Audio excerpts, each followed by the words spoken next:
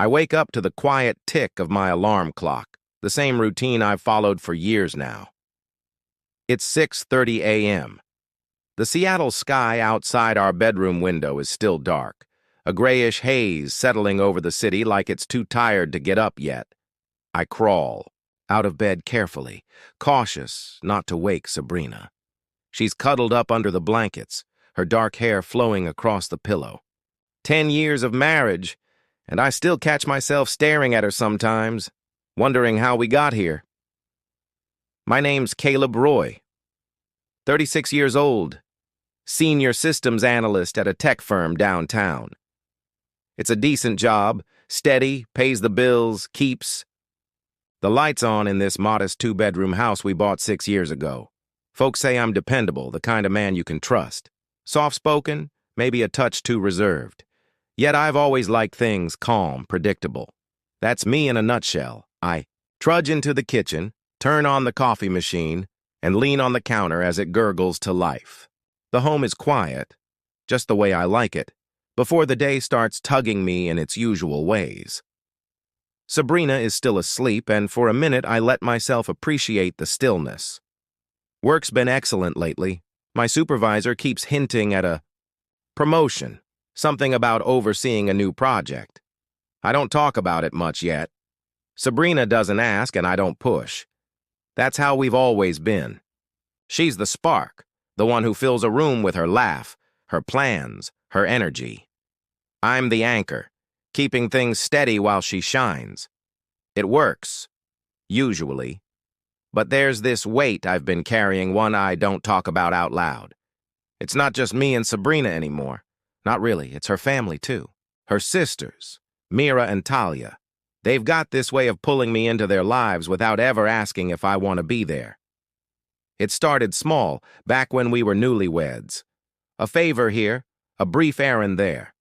Mira wanted someone to watch her, oldest when she had a doctor's visit. Talia asked if I could change her car's flat tire one rainy afternoon. I answered, sure, because that's what you do, right? You help family. Sabrina would smile and remark, you're very good to us, Caleb. And I'd feel like I was doing something right. But over the years, those little favors evolved into expectations. Now it's like I'm on call for them. The guy who just handles stuff. I sip my coffee, staring at the fridge covered in pictures. Sabrina and me at our wedding. Mira's kids, giggling with ice cream plastered on their faces.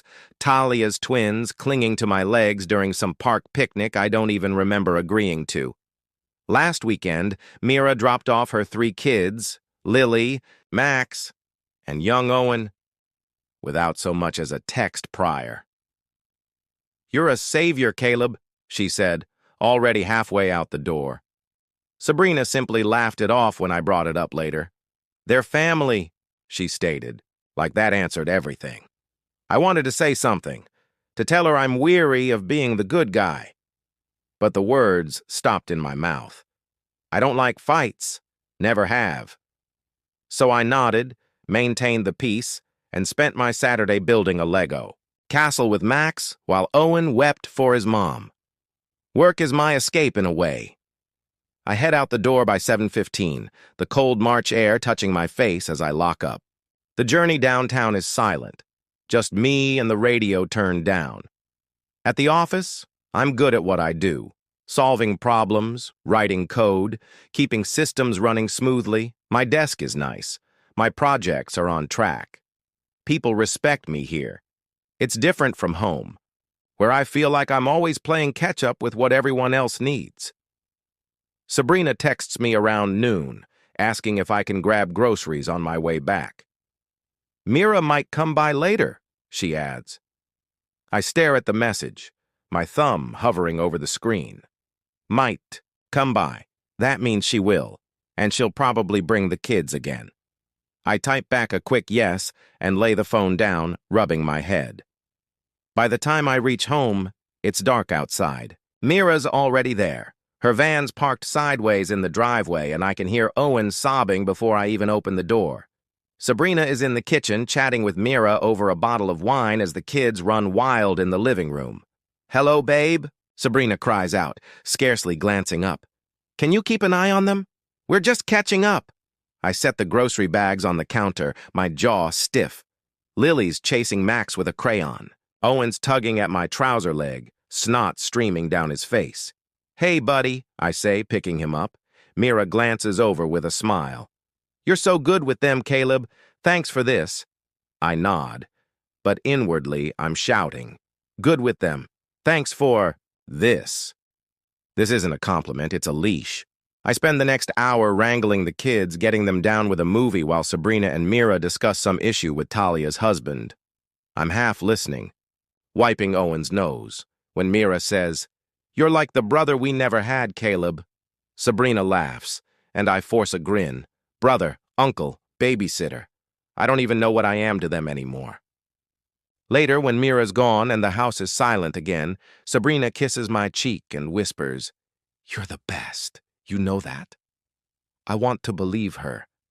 I want to feel like this life we've built is enough. Yet, as I lie in bed that night, staring at the ceiling, I can't shake the feeling that I'm slipping away, piece by piece, into a role I never signed up for. And I don't know how to stop it. Not yet. And I grab it, hoping it's Sabrina. It's a group text from her, Marrera and Talia, a fuzzy photo of them at the spa, all smiles, with a cake emoji and happy belated. I stare at it, my chest tightening. Belated? It's still my birthday. I don't reply. What's the point? I stroll into the kitchen, grab a bottle of whiskey from the cabinet, and pour myself a glass. It's not even dark out yet, but I don't care. I sit at the table, sipping leisurely, letting the burn sink into my throat. This isn't how I pictured 36. I'd always believed birthdays were supposed to symbolize something. Cake, laughs, people who care. Last year, Myra's kids came over, and we made a mess with cupcakes. Sabrina had hugged me then, said, You're the best uncle, but today, nothing. No kids, no wife, no noise. Just me, this bottle, and a house that feels like it's mocking me. I think about the years I've let pass by. I wanted things, still do. Travel, maybe, Europe or Japan. Places I've only seen in photographs. Writing, too. I used to scribble. Stories in notebooks back before life got so busy with everyone else. And kids of our own. Me and Sabrina. We talked about it early on. How we'd raise them together. How I'd teach them to create things like my dad taught me. But those dreams got buried behind diapers and errands and her sister's constant needs. I take another sip, the alcohol warming my gut. I've been on hold, waiting for a life that never starts, while Sabrina is out there living hers. The clock ticks past 6 p.m. No calls, no texts, just that one lame message with the cake emoji. I stand up, pace the living room, then sit back down.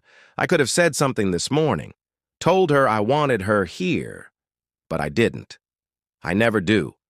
I'm the man who handles things, who doesn't make a fuss. That's what she loves about me, right? My patience, my reliability. I pour another glass, my hand steady even though my head's spinning. I think about Donovan's remarks from a while back. Are you a husband or a backup plan? I laughed it off then. But now it's clawing at me. Backup plan. That's what today feels like. By 9 p.m., the bottle's half gone, and I'm stretched out on the couch, the TV flickering with some show I'm not even watching. The rain's a roar now, drowning out the stillness. I check my phone again.